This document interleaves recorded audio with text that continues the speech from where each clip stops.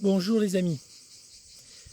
Les projets de création d'ombrières agrivoltaïques consistant à produire de l'électricité tout en cultivant les terres agricoles situées sous les panneaux, est-ce un concept si nouveau que cela?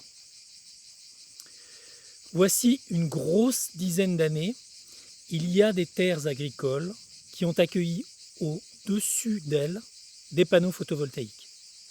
Si, vous entendez bien. Alors, de quoi s'agit-il et pour quel résultat? Il s'agit de serres photovoltaïques qui ont été développées dans le sud de la France. À partir de maintenant, je vais citer un article paru en février 2023 dans la revue UFC Que Choisir. Le sérieux de ce mensuel et son code de déontologie sont indiscutables. Donc ce n'est pas moi qui parle, mais l'article que je cite. L'article s'intitule « Sous les serres photovoltaïques, des terres agricoles sacrifiées ».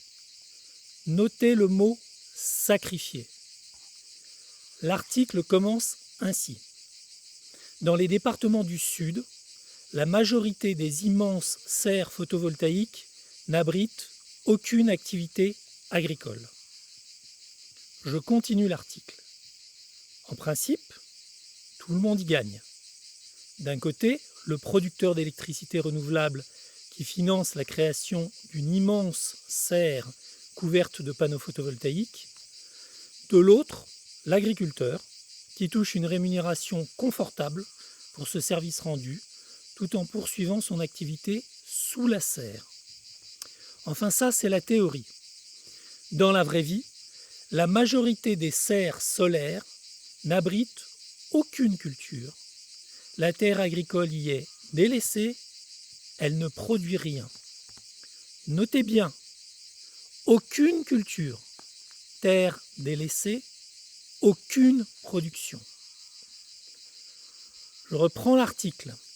La DDTM, Direction départementale des territoires et de la mer, des Pyrénées-Orientales, suite à une enquête datant de 2018, déplore que sur les 38 structures que compte le département, près des 2/3 ne fournissent aucune activité agricole ou presque.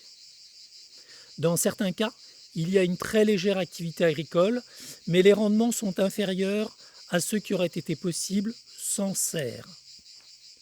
Notez bien, rendement inférieur. Je poursuis l'article.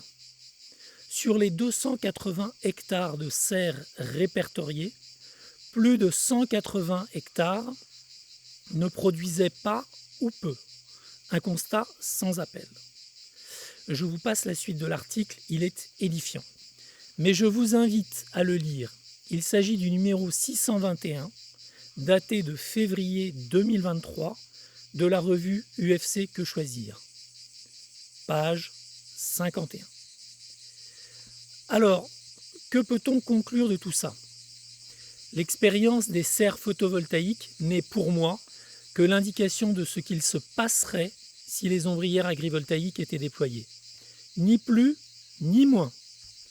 Je prétends que la plus grande majorité des terres agricoles situées sous les ombrières ne seront jamais cultivées.